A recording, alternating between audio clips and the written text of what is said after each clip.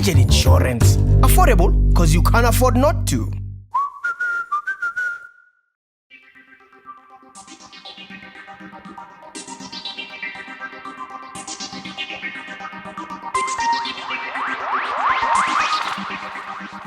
Hello and welcome to the inside of an Audi E-Tron S Sportback. My name is Chiro de Siena and I'm very excited to bring this review to you. This is one of 6 new electric cars which Audi has committed to launching on the South African market. We're getting a pre-launch exclusive drive. It's going to be launched soon and I can't wait to tell you all about it.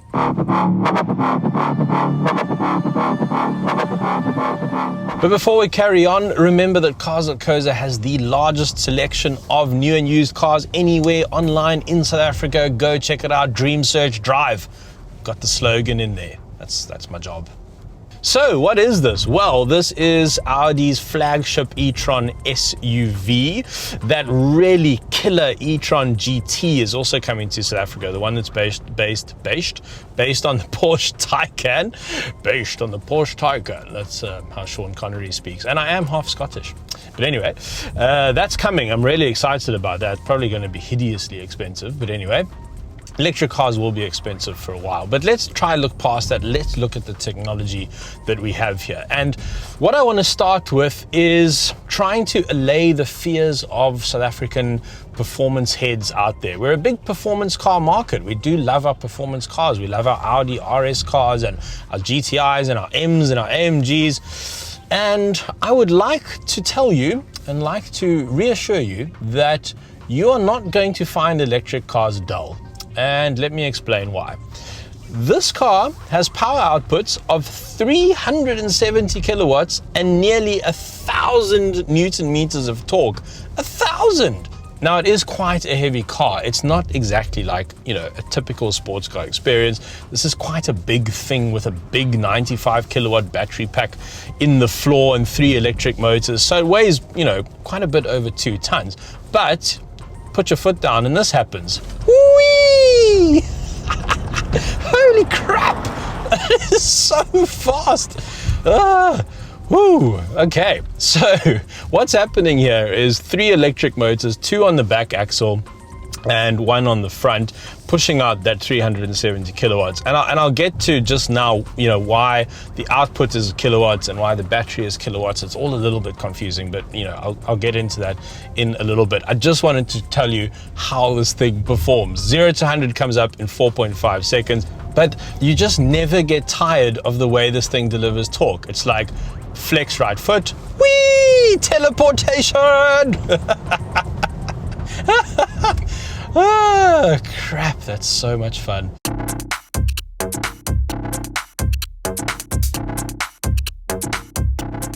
So I know you're watching and you're saying, yes, Chiro, you're having fun. Electric cars are fast. We get it. Tell us the useful things. How long is the range? So you're looking at around 350 to 380 for this car.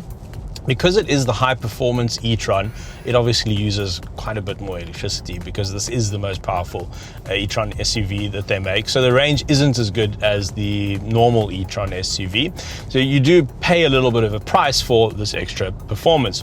And I think where it starts to become interesting is how much you pay for that range. And this is maybe something that's not as well understood about electric cars. In ICE cars, internal combustion engine cars, we talk about consumption as liters per 100, liters of fuel that you need to go 100 kilometers. And let's say you wanted a performance SUV that gave you these kind of performance figures. That would be quite a large engine vehicle, be a big V8 twin turbo or something like that. And those cars are not exactly very fuel efficient. In fact, to go 100 Ks in those cars, maybe you'll probably average, say, around 12. And let's say petrol is at this horrendous price of 20 Rand a litre at the moment. So 12 times 20, 240 Rand to do 100 kilometers. Now, the way consumption works in electric vehicles is you talk about kilowatt hours per 100 kilometers. So how much of the battery you're using to go 100 kilometers. Right now, I'm averaging 27 to the 100.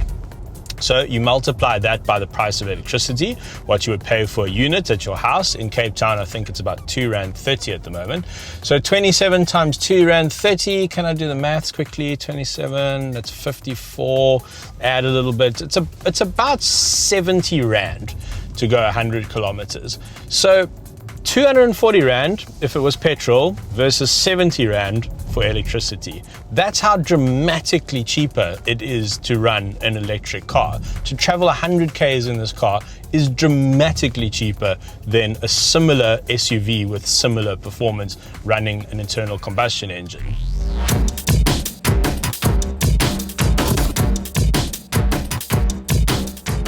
Now, one of the things to keep in mind about range with electric cars is that they're not so great on highways. They're not as good on open roads as they are in the city. And one of the reasons for that is the recuperation.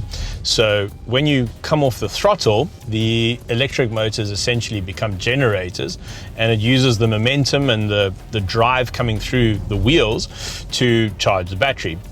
And Audi has quite an interesting recuperation system that I haven't encountered before on electric cars. So there's actually stages of recuperation, and you adjust it by using the flappy paddles behind the wheel. The eagle-eyed among you might have spotted these and thought, electric cars don't have gears. Why does that car have flappy paddles? Well, it's so you can adjust the recuperation.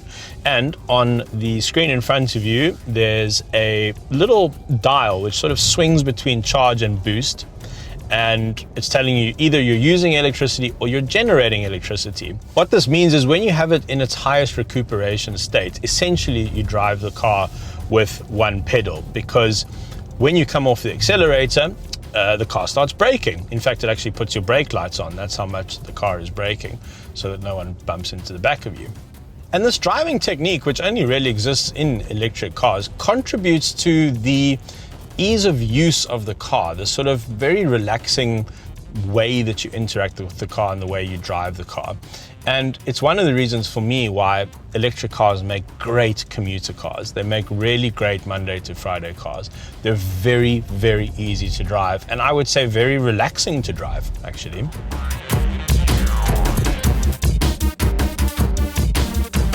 Right, so we've spoken about range. Now I'd imagine you'd want to know about charging. That's quite important. So you have a couple of options. Your best option really is to charge your car at home, and you don't need any special equipment. The car actually comes with a big fat wall charger like this and all the cables that you need. And Audi will send a service provider to your house to install it for you. They run it straight into your DB board, and that gives you about 7.4 kilowatts worth of charging power. Now, if you think that this is a 95 kilowatt battery, it means it would take about 12 hours to charge at your house. And I know load shedding is a concern, but there usually isn't load shedding at night. So you really treat your car like a cell phone. You get home, you plug it in, you forget about it, you wake up in the morning and you've got a full battery. Those are your best options. But there are a myriad of alternative options. And I think something that is also poorly understood is that the chargers are standardized and the plugs are standardized. So you can pull into a Porsche dealership, you can pull into a BMW dealership, Nissan, anyone that has an electric charger, and you can charge your car. And what's quite nice is that shopping centers are now starting to put charging points in. So Canal Walks just put one in, and the shopping centers are making the charging free because they want you to come and spend time there and spend all your money inside the shops.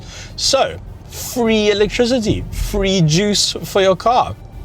You're not going to get that for your petrol car. Who's going to give you free petrol? No one. Absolutely no one. No one's giving anyone free petrol. It's too bloody expensive.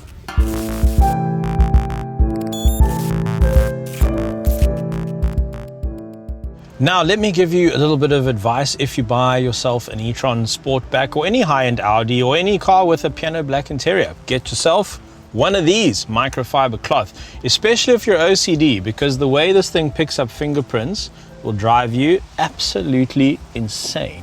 It looks nice, but it's not particularly practical. So yeah, keep one of those around. Right, let me take you through some of the cool design elements here. Now, if you've watched any of our other Audi videos, this will all look relatively familiar to you. It's more of a evolutionary approach to interiors rather than a revolutionary approach. Now, funnily enough, I actually just got to drive the Tesla Model X, and that interior felt pretty revolutionary. This is just a sort of very nice version of the very nice Audi interiors that you get in their other high-end cars. It is extremely well made. Audi really do live up to their reputation for making great interiors and great quality interiors. But quite a lot of the nice things you see in here are optional extras. And I don't have the pricing for you. Audi is still working on the pricing for this car. But for instance, these nice seats, that's quite an expensive extra. The camera system is extra. The heads-up display is extra. The panoramic roof is extra. On the outside of the car, the 22-inch wheels are extra. This is extra. Yeah, this all really probably adds up to a lot. I actually don't even want to know how much it adds up to. But if you're buying a 2 million rand electric car, I suppose you want to spec it how you want. Money is probably not that much of an obstacle. Some of the design elements I really like are this leather handrest over here. So you put your hand there and you can control all the buttons really easily. But the gear lever is actually integrated into this. This really nice sort of aluminium square over here, that's your gear lever. So there's drive, there's reverse, there's park, and that's your handbrake. That is such a lovely piece of design. So because there's no transmission tunnel, and so there's lots of space over here for things. Your drinks holders are in there, and your wireless charging pad is down here. It's mounted vertically, and there's a little clip for your phone. That's quite clever, but also an optional extra. There's quite a cool piece of design through this bin. So your two USB-C ports are there, and then there is a hole which goes through into the bin, so you could put your cell phone away safely and close it up underneath there. This moves forward as well, so that's your armrest. So what I wanted to point out for you in here is what's missing. So the E-Tron that Audi brought to us last week to take a look at, instead of side mirrors, it had cameras. It looks very futuristic. And then over here, you can see the indent for it. You would get a little screen, one over here and one over there, and it shows you what the cameras are seeing. So I had to reverse that car into a tight parking space using that camera system for the first time. And I've got to say, I didn't like it. It was really difficult to judge where the sort of extremes of the cars were, and I think I'd prefer just to stick to mirrors and save a bit of money as well. I don't know how much that system costs, but I imagine it's not cheap. You do get a couple of nice little tricks in the double touchscreen system. So for instance, if you need to search for something in the navigation, you just write it over here instead of faffing with a keypad. So if you need a hospital, HOSPITAL. That's really cool. And then in front of me, obviously fully digital instrument display, and that's got all your range information, your consumption information, and you can change the view. Overall, this is going to be an expensive car, but I think that the quality of the interior, the design of the interior is good enough for me to justify the price tag. Now I wanted to give you a tour of the fruit. Now a fruit is a front boot. It's a word I've invented, but you're totally allowed to use it. I've just put it out into the world for free, really. Pretty cool under here. I don't recommend sort of trying to fiddle around with any of that stuff. I mean, it won't kill you, you can touch it, but don't try unplug things. In here is all of your important charging equipment. So let me take you through it. This is your home charger. So they can come to your house and install this, go straight into your DV board, and then you get 7.4 kilowatts of charging power. That'll charge your battery in about 10 to 12 hours, from 0 to 100. You're never really going to be at 0, so it will charge overnight. You can also just plug this into a 3-prong plug. It's got one of those as well, but you only get about 3 kilowatts out of a standard house plug, and that's going to take 24 hours to charge your car, so not particularly useful. It's just for emergencies. They call it a contingency charger. If they come to your house and they install an industrial socket, that's what it looks like. So they'll use this piece of equipment. And if you get to a charging station in, say, a shopping center, and the charging box doesn't have its own cable, then you use this one. So one end goes into the charging box and one end goes into your car. Now, what's quite nice about this e-tron design, and I haven't seen this on other electric cars, is it has dual charging ports. So on that side of the car is an AC port, and on that side of the car is an AC and a DC port. So you've got an Australian rock band on the left and just AC on the right. And that's really convenient because when you get to a charging point at a mall or wherever it is, you don't have to sort of run the cables over the car if it's not on the right side of the car. You just plug it in to either side of the car. Now, the reason why DC is important is because it allows for much more current to flow into your car. So at car dealerships and shopping malls, you might find a 60 to 80 kilowatt hour charger. And if you think that the battery in here is 95 kilowatts, that means you're almost charging to full in 1 hour.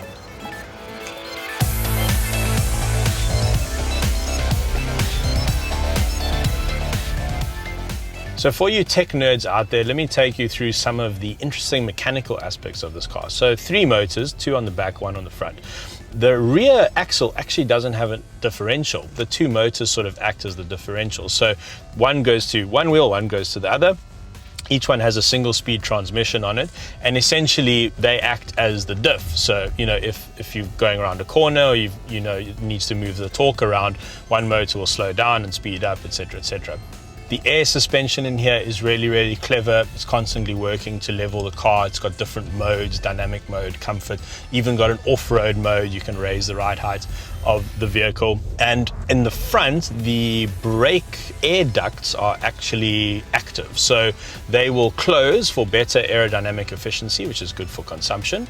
And then when the car senses that the brakes are hot, they'll open and cool down the brakes. So quite a lot of clever little things going on in this Audi. I also just absolutely love the way it looks. I mean, it's not dramatically different from some of Audi's other sporty SUVs, but it does have something to it. There's something a little bit special about this car. In the 2 days that I've been driving it, a lot of people have stopped me to ask about it. A lot of people have been taking photographs of it. I think it does have a little bit of a wow factor. Right, so I can hear you asking, how much does this all cost? Well, Audi South Africa hinted to us that the base model e-tron SUV would cost less than the Jaguar I-Pace, and it does, but just by 10,000 Rand at 1.99 million. However, if you've been watching this video and you like this flagship e-tron S Sportback that I've been driving, you'll need to come up with 2.425 million before options. And just while we're here, if you'd prefer a sedan with an e-tron badge, that very cool e-tron GT will start at 2.715 million. Look, these cars are not cheap exercises. I mean, there's no doubt about it. There's no way around it. You can't say electric cars are cheap right now in South Africa, and I don't think they're going to be cheap for a while, unless the Chinese come in with some of the cheap EVs that they're selling in their home market. Maybe those can start coming to South Africa and bring the pricing down. These right now are very high-end, very luxurious cars for people with very, very deep pockets, and will maybe be their 3rd or their 4th car. So all of that fuel saving that I was telling you about earlier, and all of the reduced costs of running the vehicle that I was telling you about earlier, not really going to offset the massive purchase price right now. So these cars, for at least for the next few years, are essentially going to be the preserve of the wealthy. But I do think that we need to get going on this. We need to find solutions to the charging issues, to the infrastructure issues. We can't just decide, okay, well, we're in South Africa, we don't want to drive electric vehicles, we've got load shedding, and we're just not going to bother. We need to create a market for EVs in this country so that the big motherships, the big brand motherships, decide to invest money here to change our factories to build EVs so that we can export to other markets. Our manufacturing sector is 7% of this country's entire GDP. It employs tens and tens of thousands of people, and we just cannot afford to lose that sector and shed that many jobs. So there really is a hugely important aspect of going electric. It's not just about the individual motorist. It really is about the bigger picture in this country. And also look at it this way. If we're running our electric cars on our own electricity and we're generating clean electricity to do so, it'll help us gain energy independence.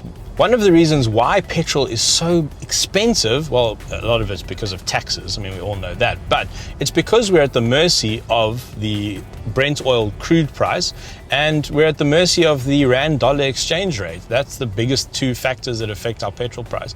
So if we don't need the petrol, we're not going to be at the mercy of those two things which we just cannot control. And that's pretty cool. So as I mentioned, Audi is launching 6 electric cars in South Africa. So finally, the pool of electric cars is growing in this country. It's taken forever. It's been quite frustrating as a motoring journalist because, you know, we keep getting these tastes of electric cars. I mean, we drove the Mercedes EQC, I think in 2018, and then it just didn't arrive, and that was kind of the end of that. And then VW has an ID3 in the country, which they let us drive on the Swartkorp racetrack, but that's not for sale, and they haven't committed to a date when that will be going on sale. Then the Nissan Leaf, I drove that in Tokyo in 2016, I think, 2017, I don't know, I can't remember, it gets blurry. That never came to South Africa.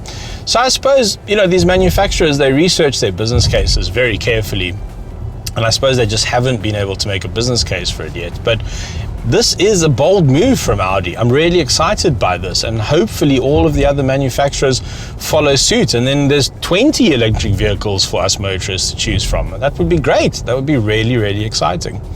I hope Honda brings a little Honda E here. That's my favorite little electric car. If that came in at the right price, I might actually buy something like that as a commuter car. It's such an awesome little thing. Right, thanks very much for watching. This has been a real career highlight. I absolutely love testing out these new electric cars. I hope you enjoyed it. Remember to like and subscribe. There are over 550 videos on the channel now. I'm sure you'll find something that you like in there. You can go back and see all my weight loss and weight gain through the years, which is quite exciting to watch. And also check us out on TikTok. We've got a very fast growing account there, nearly 120,000 subscribers. We post daily little snippets there. I'm sure you'll enjoy that as well. Right, cheers. Catch you on the next one. Thanks very much for watching. If you've just watched this video but you haven't yet subscribed to our channel, you absolutely should do that immediately right now. Click the subscribe button. It's a good idea for a bunch of reasons which I actually don't have really a lot of time to go into, but it's good. It's a good idea.